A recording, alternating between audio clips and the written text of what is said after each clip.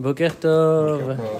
Hier, nous avons parlé du prophète Jérémie, de son cousin Hanamel, de son oncle, qui est aussi le père de son cousin, qui s'appelle Shaloum.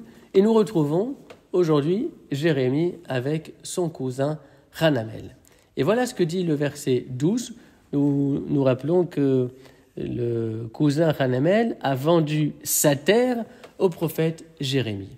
Et au moment de la vente, le prophète Jérémie a dit « Je donnai l'acte de vente à Baruch, fils de Neria, fils de Machassa, aux yeux de Hanamel, mon oncle. » Fin du verset. Alors là, on n'y comprend plus rien dans cette histoire de famille, puisque Hanamel, ce n'est pas l'oncle du prophète Jérémie, c'est son cousin, l'oncle du prophète Jérémie, c'est Shaloum. Alors pourquoi le verset dit-il que Hanamel est l'oncle de Jérémie?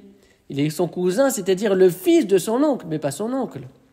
Alors le Radak écrit qu'il faut comprendre mon oncle comme étant le fils de mon oncle, comme si le verset avait utilisé la concision pour s'exprimer. Mais il n'y a pas que cela, c'est que son cousin est plus que son cousin. Son cousin est plus que ce qu'il est par lui-même, parce que son cousin représente son oncle. Il est la trace de son oncle. Et dans son cousin, Jérémie perçoit la présence de son oncle parce que finalement, chacun représente plus que lui-même. Chacun représente bien plus que lui-même et notamment, chacun représente aussi ses ascendants. Je peux